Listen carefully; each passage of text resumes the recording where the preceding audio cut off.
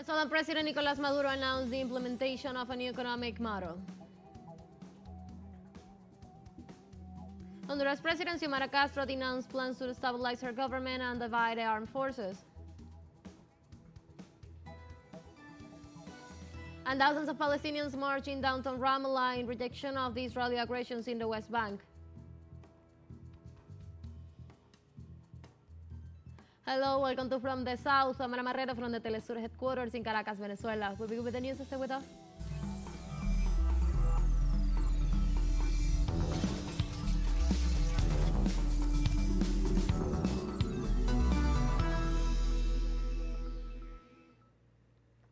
In Venezuela, President Nicolás Maduro announced the implementation of a new economic law based on productive engines and aim at BRICS, which represents the economy of the future.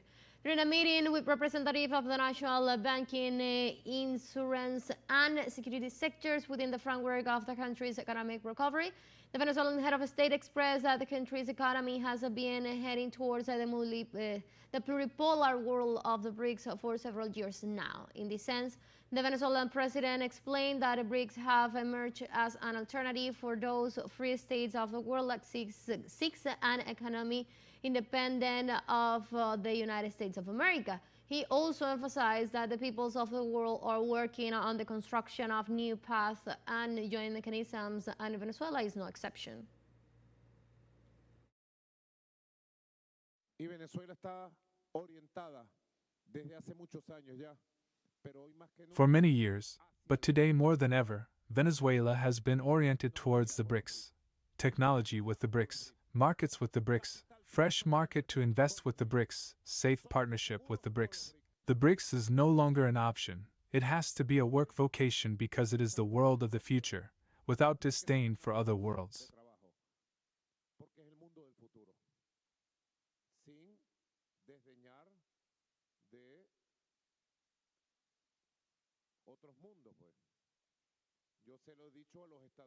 I have told the North Americans that always come here.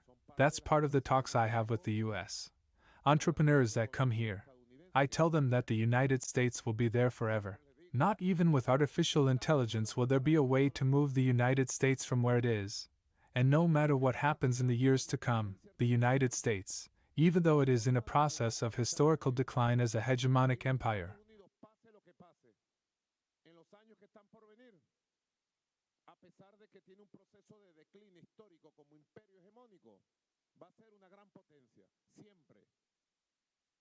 will always be a great power, and South America and Venezuela will always be here. There is no way we can move, no way we can push a button and end up being between Africa and India or Asia, the new world there. We don't have any other alternative but to respect ourselves, to understand each other, to build roads together, as independent states, as independent nations.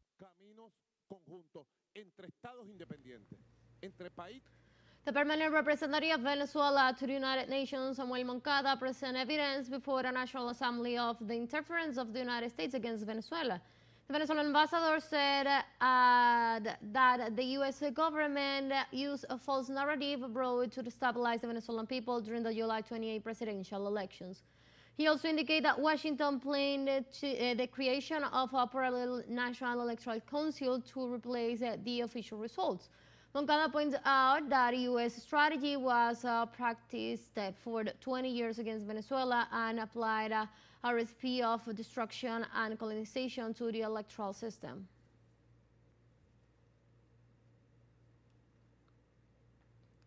The Honduras President Xiomara Castro denounced plans to destabilize her government and divide the armed forces. Let's listen. Pueblo hondureño. People of Honduras, I want to tell you that a plan is being hatched against my government, and it is important for the people to know it.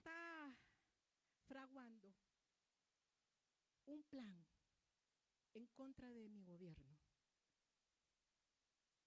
Y eso es importante que el pueblo lo sepa.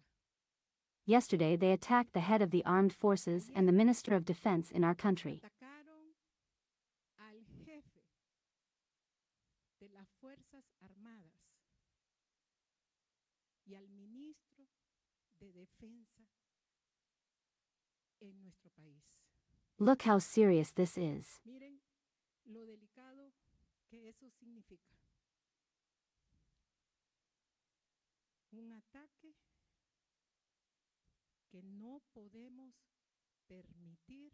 An attack that we cannot allow because it undermines the institutionality of the armed forces. Institucionalidad de las Fuerzas Armadas. Honduran head of state promised she will not allow any more coup d'etats in the country. Pone en precario el proceso. It puts the upcoming electoral process in a precarious position. Nosotros ya pasamos un golpe de Estado. We have already gone through a coup d'état. We have already lived what that means. Lo que eso significa. Violencia, destierro, Violence, exile, persecutions, human rights violations. Yo quiero prometerle al pueblo hondureño. I want to promise the Honduran people that there will be no more coups d'état. The government of Honduras terminated the extradition treaty with the United States based on its constitutional duties of maintaining the peace and internal security of the republic. In this sense, the Minister of Foreign Affairs, Enrique Reina, denounced plans to carry out a barracks coup d'etat as well as a supposed division in the armed forces. Regarding the declarations of the ambassador of the United States, Laura Dugo, on the relations of Tegucigalpa with Caracas. In the midst of these tensions, President Xiomara Castro reaffirmed the unity and stability of the armed forces.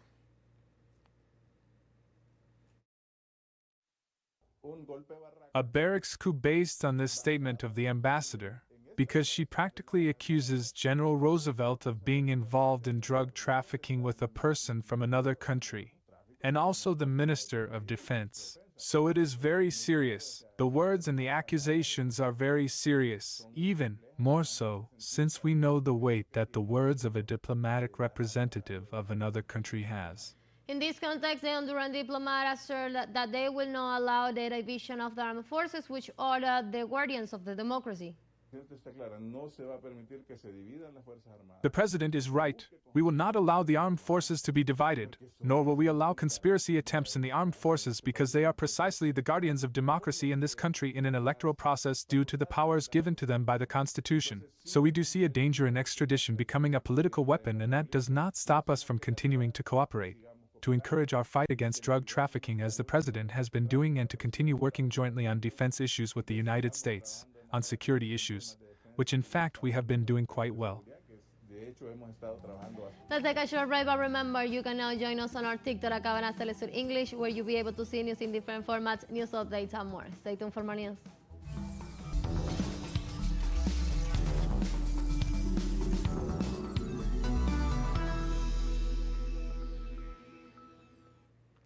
Welcome back to From the South. Russian Foreign Minister recalled the government's readiness to negotiate the cessation of the conflict with Ukraine before the incursion of the Ukrainian army into the Kursk Oblast. This way, the Foreign Minister Sergei Lavrov noted that since August 6, the Russian armed forces has been fighting with Ukrainian units in the Kursk region. The Ukrainian forces launched a large-scale attack in the region where warnings of missile strikes have been issued repeatedly, triggering the declaration of a federal state of emergency.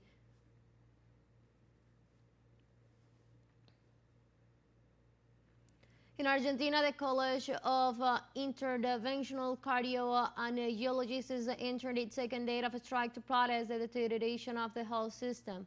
In this context, the union organization has suspended urgent care due to the lack of supplies and declared a state of emergency caused by the almost non-existent professionals' fees, which are being devalued due to the excessive increase in costs and inflation.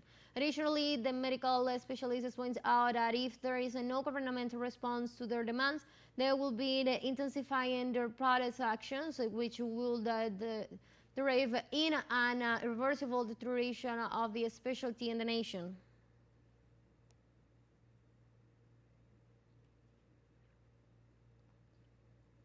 The Supreme Court of Brazil threatens to ban social media X unless its owner, Elon Musk, appoints a legal representative in the country.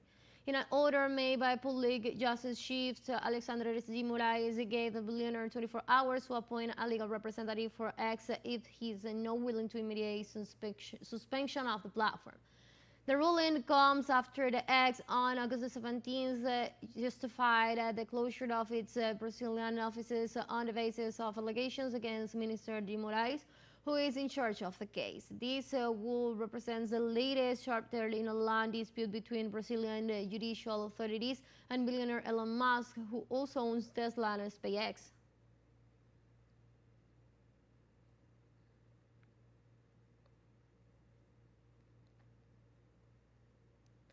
In Costa Rica, thousands of people and more than 70 organizations marched in the capital, San Jose, to defend public education after claiming that the sector has been underfunded by the government of Rodrigo Chavez.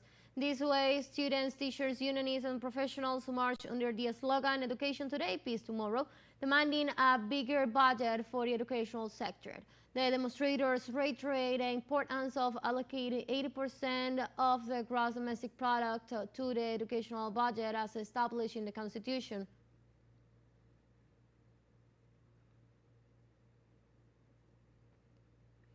In the United States, 10 weeks ahead of the presidential elections that appears to be tied, Democratic Vice President Kamala Harris and former Republican President Donald Trump toured strategic states in search of support. Encouraged by her formal nomination during Chicago's DNC's, Kamala Harris is campaigning on Wednesday and Thursday in Georgia, one of the 7 swing states where the November 5th vote promises to be especially close. Precisely, her campaign team has stated that they are working hard to win Georgia again on 2024 after the flipping the state to the Democratic side for the first time in 3 decades in 2020.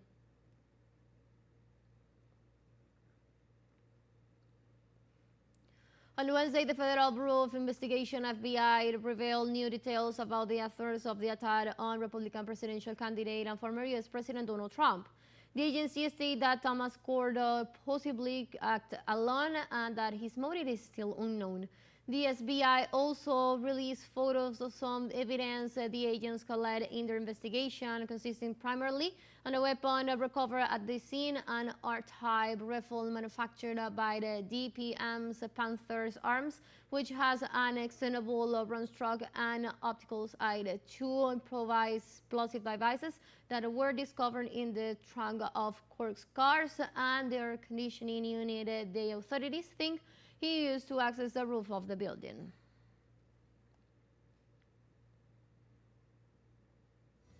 Let's take our last break, but before we invite you to visit our YouTube channel at teleSUR English, where you'll be able to watch new interviews, top stories, special broadcasts, and more. Hit the subscribe button and active the notification bell to stay up to date on the world's most recent events. One final short break, don't go away.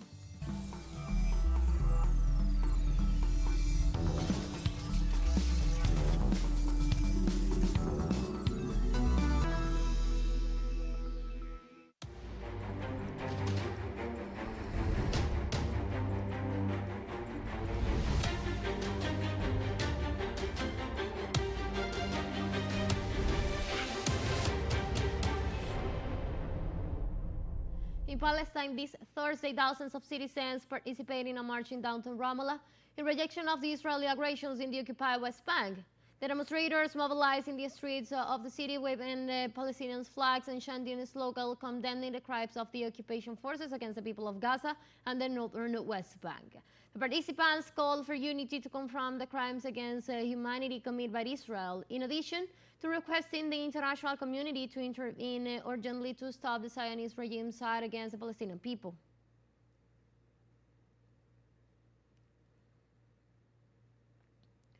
Likewise, the Palestinian authorities report that in the recent attacks against Deir al-Balah, at least 1 million people were displaced to around 200 shelters. Meanwhile, they denounce that the aggressions by Israel to the north and south of the Gaza Strip prevent the population of refugees and displaced people from having a dignified life because they lack security and basic services to cover their needs.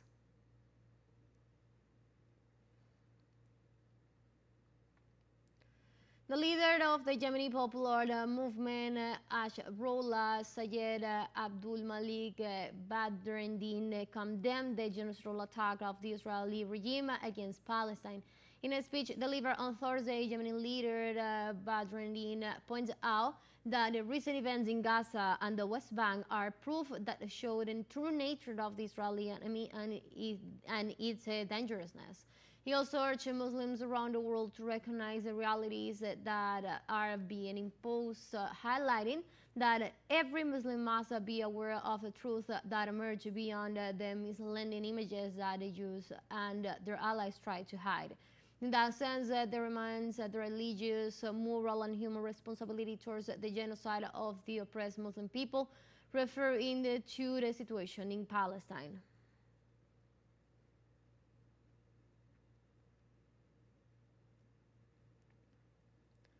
Iran President Masoud Pezeshkian reiterated that Tehran is ready to cooperate to stop war, violence, and insecurity in the world and spread peace and friendship with all countries. The Iranian president declared that his objective is to spread peace among the nations of the world and to put a stop to the war. He also expressed his disagreement with the unilateral withdrawal of the United States from a nuclear agreement and denounced that the European countries did not implement any clause of their commitment.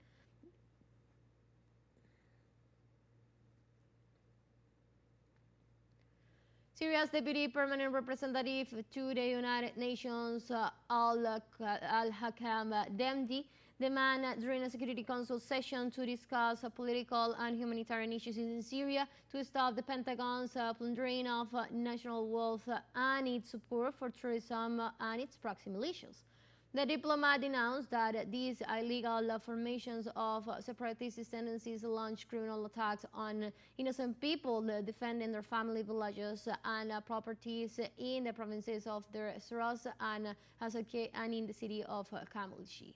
He also stated that there is no legal basis for such U.S. military presence without Syrian approval and in a contravention of the established provisions of international law, both conventional and customary.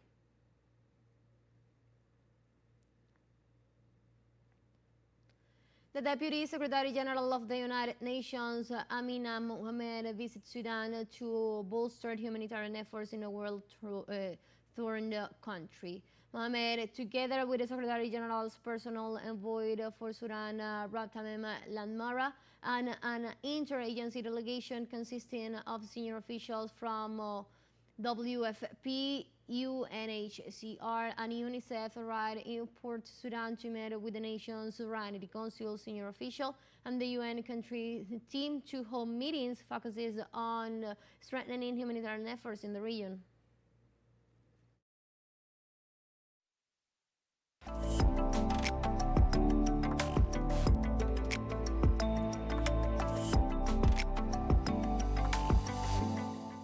And culture. On August 29, 1966, the celebrated British rock band The Beatles gave their last live performance in a context of maintaining personal and professional pressure that threatens and a growing desire to refine their studio efforts.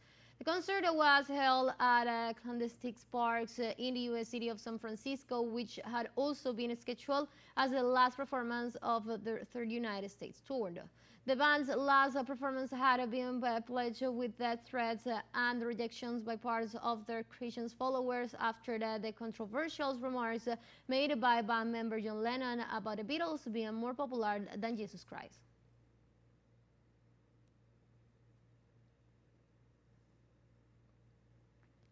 And 95 years ago today, German's craft Zeppelin became the first human-made aircraft to circumnavigate the Earth. The passenger carrying hydrogen-fueled rigid airship set off from La Croix, Germany on August 8, 1929, and in its west coast, Eastern Europe, the Soviet Union, and Tokyo, and from there, Los Angeles, California, where it arrived on August 26 from the first non-stop crossing on the Pacific Ocean by air. The aircraft arrived back at La Croix from the west on the morning of August 29, three weeks after it was deported to the east. The craft Zeppelin made 590 flight totaling almost 1.7 kilometers. It was operated by a crew of 36 and could carry 24 passengers. It was the longest and largest airship in the world when it was built. We have come to the end of this news brief, but you can find this and many other stories on our website at telesurenglish.net. You can also join us on our socials. We're on Facebook, on X, and on Instagram as well. For Telesur English, I'm from the South, I'm Marrero. Thank you for watching.